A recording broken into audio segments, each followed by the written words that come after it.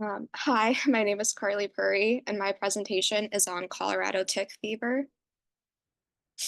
So this is a general content overview about what I'm going to be talking about in my presentation.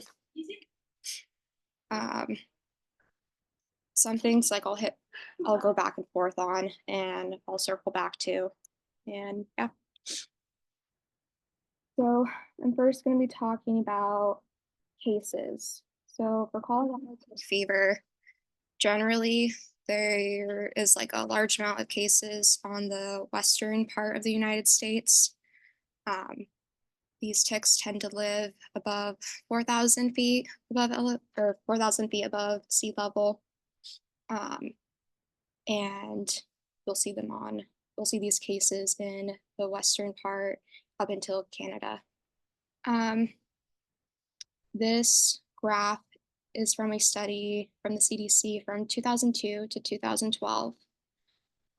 Another study from the CDC from 2003 to 2022 found that the median number of cases for Colorado tick fever was 37. And there could be as many as 37 cases per year or as little as 3 cases per year. It really depends. Part of it has to do with whether or not the cases are actually being reported or diagnosed. And into the next topic. Overview. So Colorado tick fever is a viral infection that is transmitted from a tick bite. So it's from a infected tick. The tick that's infected with the Dermacentor andersoni. The Dermacentor andersoni is commonly known as a Rocky Mountain wood tick.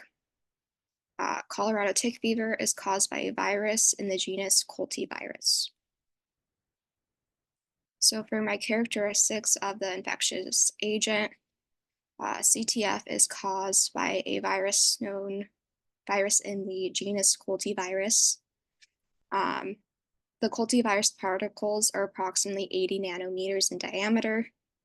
I have it in this figure in section A. The core of the particle is about 50 nanometers in diameter. And most of the virus particles are non-enveloped, and the virus loses its strength at a pH of 3, and it's more stable at a neutral pH. Yeah, so this is just an electron microscope image of what this virus looks like.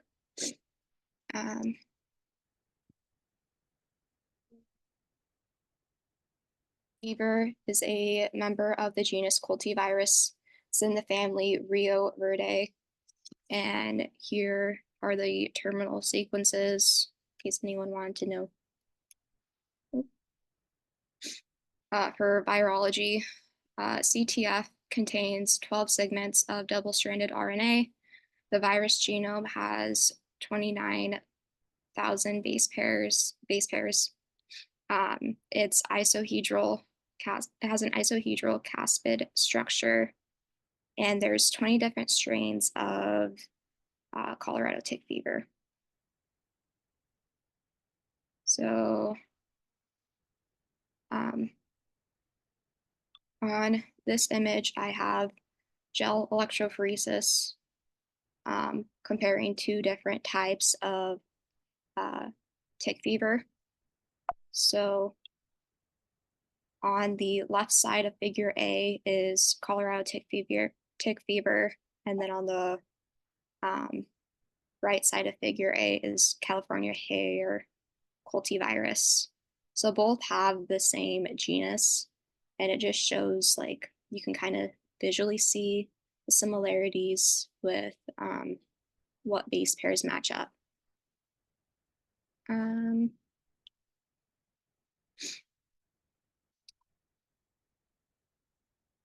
So according to the website, I got this from the National Health Institute.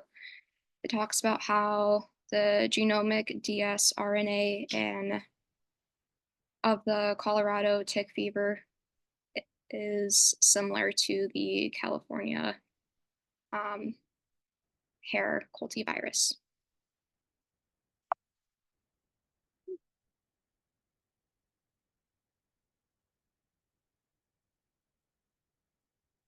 For taxonomy, um, this is the taxonomy for the tick.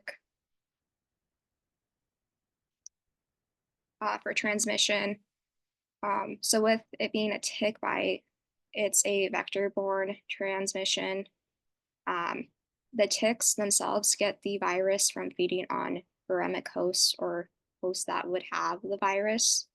Normally, the ticks that do infect adults or animals are adult ticks versus like nymph or larvae.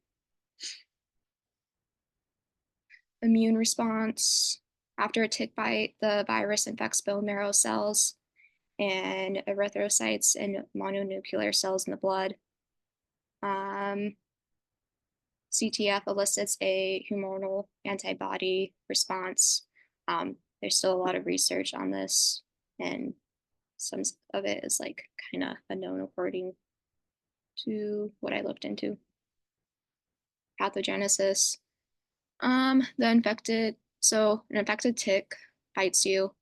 It goes through your skin layers, and then it's in the tick's saliva that it carries the virus and that it affects the host. Then it replicates in the bone marrow cells.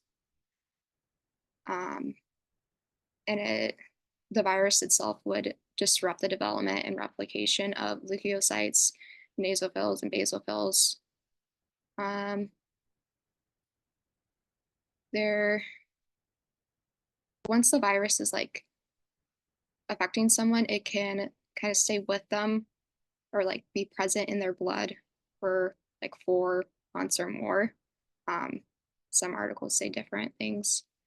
And one would start to produce antibodies 2 weeks after the signs and symptoms are being presented.